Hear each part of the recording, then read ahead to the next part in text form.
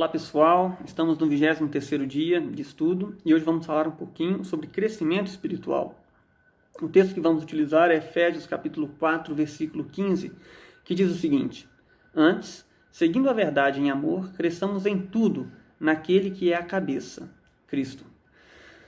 Muitos podem pensar que o crescimento ou o amadurecimento espiritual pode ser medido pelo tanto de informação bíblica ou doutrina que se conhece. Ressalto aqui que conhecimento bíblico é um elemento importante no processo de crescimento cristão. No entanto, a vida cristã ela é muito mais do que credos religiosos. O cristianismo não é simplesmente uma religião, mas é um estilo de vida, né? O cristianismo é um chamado a se relacionar. E esse texto é bem interessante porque ele apresenta um desejo de Deus para nós. O desejo de que nós cresçamos a ponto de nos tornarmos semelhante a Cristo. No entanto, muitos cristãos, com o passar do tempo, apenas envelhecem, mas não amadurecem. Isso por quê? Porque o crescimento espiritual ele não é algo que vem automaticamente. Ou seja, não é porque eu levantei a mão, fui batizado, que agora eu estou crescendo. Eu preciso desenvolver, eu preciso trabalhar para que eu cresça em Cristo. Né? E o ponto de partida para crescimento espiritual, queridos, é tomar uma decisão, é se comprometer com algo. E que algo é esse? Precisamos decidir ser discípulos de Jesus. Aí sim a nossa caminhada de crescimento começa. Bom, o autor fala algo bem interessante, que nada molda mais a nossa vida que os nossos compromissos. O autor ainda fala que nossos compromissos têm o poder de nos desenvolver ou de nos destruir. E é fato, né? Muitas pessoas elas têm medo de se comprometer. E por não se comprometer, no final da sua caminhada, quando olham para trás, não construíram nada, não edificaram nada.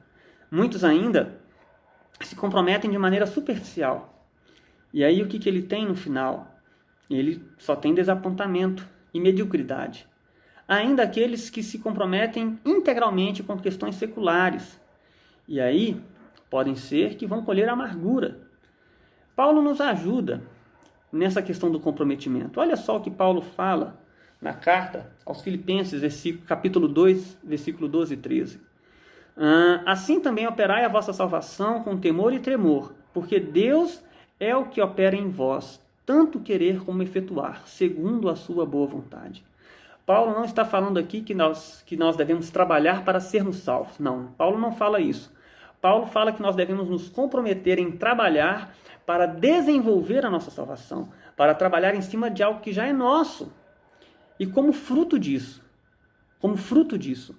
seremos semelhantes a Cristo. Né? Aquilo que nos traz também um certo alívio neste texto é que este trabalho, esta obra não é só nossa, mas esse trabalho de desenvolver a salvação é realizado em parceria com o Espírito Santo, porque no verso 13 fala que ele opera em nós, tanto o seu querer como o seu efetuar. Sabe, queridos, quando nós nos comprometemos a ser discípulos de Jesus e de desenvolver a nossa salvação, teremos que, inevitavelmente, desenvolver ou assumir, ou nos apropriarmos da mente de Cristo, como está lá em Filipenses 2:2. E mais uma vez Paulo nos orienta o seguinte, olha, lá em Romanos 12:2, que nós não podemos nos conformar com este mundo, mas nós devemos ser transformados pela renovação da nossa mente, para que aí sim experimentemos aquilo que é bom, agradável e perfeito. Né? Sabe, ter os nossos pensamentos transformados passa por um processo de mudança de ideias, onde nós vamos nos esvaziar dos pensamentos egocêntricos, imaturos e egoístas para nos encher dos pensamentos de Cristo. E os pensamentos de Cristo convergiam para algo, que era fazer a vontade do Pai. Por isso, encerro afirmando que desenvolver a mente de Cristo em nós, assumindo fazer a vontade de Deus, é a melhor evidência de crescimento espiritual, resultando aí sim em um estilo de vida e não numa estrutura religiosa. E para a gente refletir, fica aí uma pergunta: em que área preciso parar de pensar do meu jeito e começar a pensar do jeito de Deus? Um abraço a todos.